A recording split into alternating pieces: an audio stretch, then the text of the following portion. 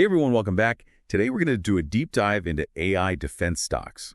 We're talking about some serious tech with global implications and maybe even some really big investment opportunities. Yeah, it's a really interesting area, that's for sure.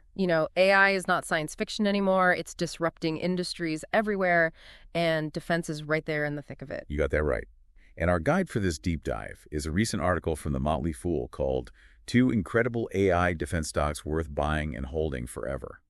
It was published on March 7th, 2025. And they make a pretty bold statement, highlighting BigBear.ai and Palantir Technologies as companies to watch, like maybe even for the long haul. And the timing of this is really interesting. We've got this report from McKinsey & Co. that predicts that generative AI, things like ChatGPT, but way bigger, could add trillions of dollars to the global economy. These two companies are trying to be at the forefront of that wave, specifically in the defense sector. So it's not just about some cool new tech. It's about this huge economic shift that could happen. And these companies might be right there when it all goes down. I remember back in 2016 when AlphaGo beat the world champion Go player. It was a huge deal. Everyone was shocked. But now you've got things like ChatGPT and Stable Diffusion. They're everywhere. It feels like AI is totally different now. Like it's here to stay. Yeah, I know what you mean. AlphaGo was a really important moment, but it felt kind of contained, like an experiment in a lab. But now, with millions of people using these AI tools every day for everything from writing code to making art, AI is out in the world now, and all this is driving some serious economic change. And that's what makes these defense stocks so interesting right now. So the Motley Fool is basically saying, don't just watch this AI revolution happen, maybe get involved. And they think these two companies are the way to do that. Companies that are focused on, well, maybe weaponizing AI is the right way to put it. So let's start with BigBear.ai, the one they call the defense specialist. Yeah, they've really carved out a space for themselves, using AI in some really sensitive areas of defense and security. They focus on decision intelligence, using AI to analyze really complex data super fast and giving actionable insights for making, well, really important decisions. So they're like the brains behind the operation, giving military leaders the information they need to make the right call. The article mentions that BigBear.ai recently acquired this company called Pangiam. They specialize in vision AI, things like facial recognition, anomaly detection, and biometrics, all those things you see in spy movies, but in real life. That acquisition really tells you a lot about BigBear.ai's strategy. Vision AI is incredibly complex, and it's way faster to acquire a company like Pangiam that already does all of that than to build it themselves. This lets them offer a whole bunch of new tools to defense and intelligence agencies. And get this, BigBear.ai's CEO is Kevin McAleenan, the former acting Secretary of Homeland Security. Makes you wonder what kind of inside knowledge and connections he brings to the table. For sure. Having someone like that leading the company is a huge advantage in the defense industry. It shows they really understand what government agencies need, which is super important when you're trying to get those big contracts. It's not just who you know, it's what you know too, right?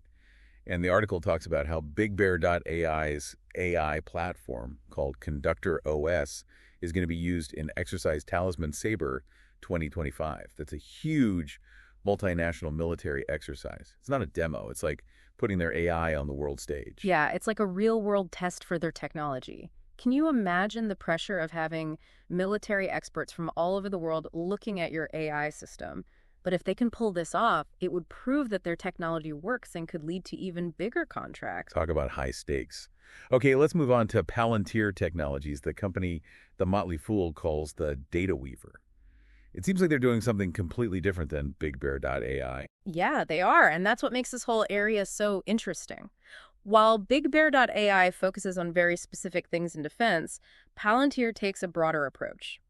They're building platforms that can be used in a lot of different areas, but they've been really successful with both governments and commercial businesses. So instead of just focusing on one problem, they're making something like an AI Swiss Army knife that can analyze data and find insights from all kinds of sources, right? Exactly. Their two main platforms are Gotham for government clients and Foundry for commercial businesses.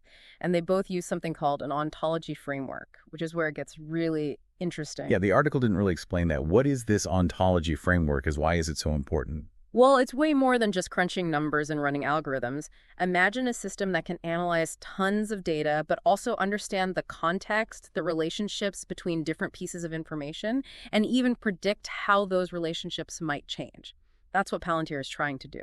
So it's not just about finding the needle in the haystack, it's about understanding the whole haystack and maybe even knowing where new needles might pop up. That's pretty powerful. And it looks like it's working, at least if you look at their financials. The article says Palantir had a 52% year-over-year increase in U.S. revenue in Q4 2024. And if you look closely at those numbers, you can see growth in both their government and commercial sectors. That means their platforms are useful across different industries, which is always a good sign, especially for a company dealing with something as new as AI. It's like they're not putting all their eggs in one basket. They're not just relying on defense spending. They're working in a lot of different areas. Right. And they're not just selling software licenses either. They want to be partners, helping organizations make sense of all this data and use AI to get a leg up on the competition, whether it's on the battlefield or in the boardroom. But let's be real. AI can be pretty scary, even for people who are good with technology. Yeah. How does a company like Palantir make this kind of advanced technology easy enough for normal people to use? That's what their AI platform is all about. They launched it back in 2023 to make AI easier to use, even for people who aren't super technical. So you don't need to be a computer science genius to use Palantir's AI. That's a pretty big deal, isn't it? It is. And it fits with their vision of making AI available to everyone, no matter how big or small they are.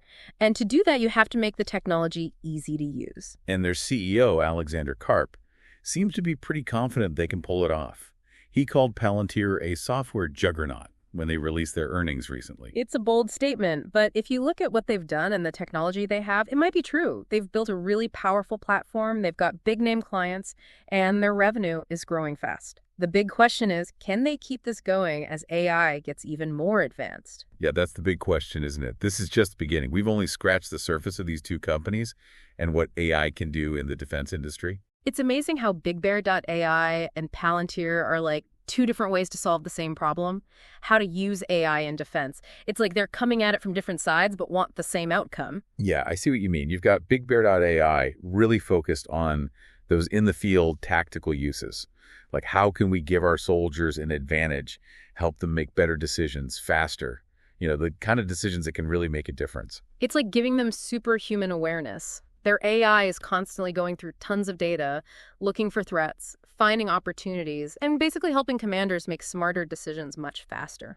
So BigBear.ai is about making the best call right now, in the moment. Yeah. But then you've got Palantir, and it seems like they're playing a different game, a more strategic one. Exactly. Their platforms are designed to use data from so many sources, not just what's happening on the battlefield. We're talking satellite images, intelligence reports, social media, all kinds of stuff. They're trying to put together the whole picture, figure out what's going to happen before it happens. So instead of reacting to what's already happening, Palantir is trying to predict the future, get ahead of the game. That's so different. It's like comparing a chess player to a general. Both are important, but they think differently. That's a really good analogy, and that's why both companies are doing so well. In modern warfare, you need both. The quick thinking of BigBear.ai and the long-term strategy of Palantir. Now, going back to BigBear.ai for a sec, their CEO, Kevin McAleenan, he was the acting Secretary of Homeland Security. That's got to be a huge plus for them. I mean, he knows how the government works, and he's got those connections that are so important for winning those big contracts. It's like having a secret weapon, not the technology itself, but knowing how to get things done in the government world. But it's also a little tricky. Some people might say it's a conflict of interest having someone so close to the government running the company. Yeah, it's kind of a double-edged sword. You got the experience and the connections, but then there's the question of, are they making decisions that are best for the country or best for the company? That's the tough part, finding that balance. And it's something BigBear.ai is going to have to deal with as they get bigger. Speaking of getting bigger, them being involved in Exercise Talisman Sabre 2025, that's a big deal. It's like their chance to show everyone what their AI can do. It's a real-world test, right? They're going to be showing potential customers how ConductorOS works under pressure. Yeah. And don't forget, this is a multinational exercise, so it's not just the U.S. military, it's other countries too. That's important. If BigBear.ai can show that their AI can work with different systems and different command structures, that opens up a whole new market for them. They could become the go-to for AI support for militaries all over the world. Now let's talk about Palantir for a minute. What I find really interesting is they're not just working in defense. They're taking their AI and using it for commercial businesses too. Right. That's one of the things that makes them stand out. They're not just focused on defense. They're a tech company with a much bigger vision.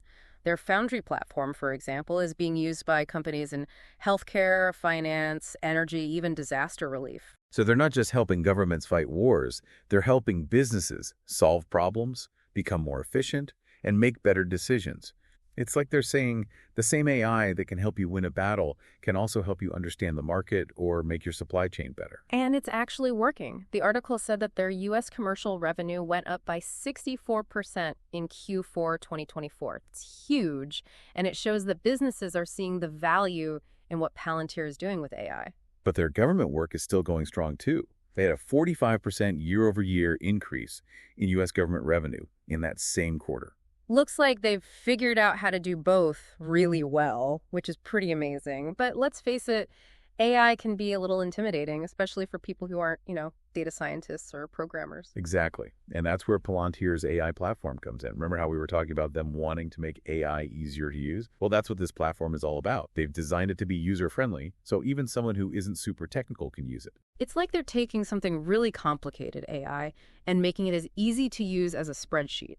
They want to give everyone the power to analyze data, find insights, and make better decisions, no matter what their technical skills are. So they're saying AI isn't just for the experts, it's for everyone. Yeah. That's a really powerful message, and it could really help them in the future. Absolutely. If they can convince companies that their AI is easy to use, affordable, and effective, who knows how big they can get?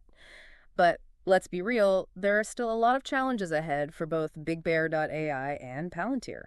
You're right. We're still at the beginning of this whole AI thing, and there's a lot we don't know about what's going to happen. But one thing's for sure, these two companies are definitely worth keeping an eye on, especially if you're interested in the future of defense and how AI is going to change everything. Couldn't agree more. Now, if you're wondering about all the risks and ethical issues that come with this AI-powered future, stick around for part 3. We're going to dive into all of that. So we've spent the last 2 parts of this deep dive really getting into BigBear.ai and Palantir Technologies, these 2 companies that are right at the front of this whole AI revolution in defense.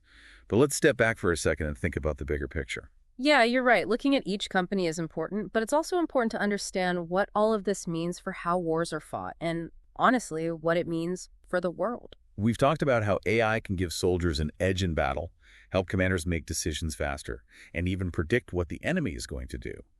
But where does all this lead? Are we talking about a whole new way of fighting wars? Think about it this way. For hundreds of years, military power was all about how many soldiers you had, how many weapons, and how much land you controlled.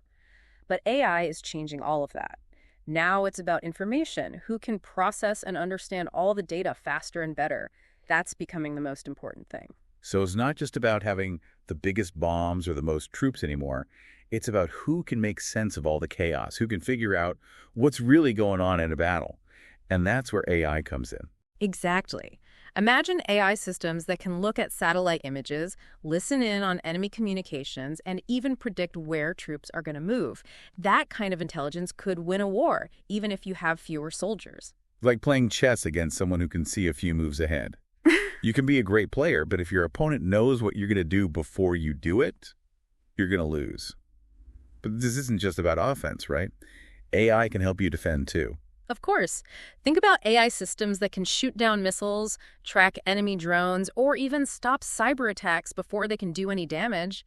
That kind of defense could make countries much safer from attack. It's like having this invisible shield around a country, protecting it from all kinds of threats, physical and digital.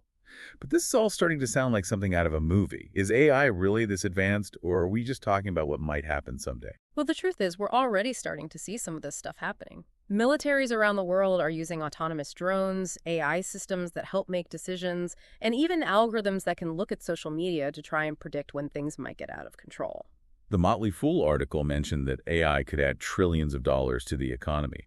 But there's got to be a downside to all of this, right? What about the risks? What happens when we start letting machines make so many decisions? That's a really important point. As AI gets more powerful, we have to think about the ethics of it all. There are concerns about bias in algorithms, about autonomous weapons making life or death decisions without any human input, and even about AI being used for bad things, like spying on people or spreading lies. It feels like we're walking into uncharted territory. On one hand, AI has the potential to totally change how we defend ourselves, make countries safer, maybe even prevent wars. But on the other hand, there's this risk that things could go wrong, that machines could start making decisions we don't understand or can't control. And that's why it's so important to talk about these things now, to really think about how we want to use AI, to make sure there are rules in place, and to make sure that humans are still in charge, even as machines get smarter. So it's not just about putting money into these companies. It's about thinking about what kind of future we want. A future where AI is used for good and not for bad. It's a tough challenge, but it's one we have to face. I think the most important thing to remember is that AI is just a tool. And like any tool, it can be used in good ways or bad ways. What happens in war, and really what happens to all of us, depends on the choices we make now, the rules we put in place, and what we value as we move into this new world. This has been an amazing conversation. We started by talking about two companies, and now we're talking about the future of war and what AI means for all of us. And even though we've talked about a lot, this is really just the beginning. AI is changing so fast, and it's up to all of us to stay informed, talk about these important issues, and help create a future where technology makes things better, not worse. That's a great way to wrap things up. Thanks for joining us for this deep dive. We'll see you next time when we explore another fascinating topic. Until then, keep learning and keep asking questions.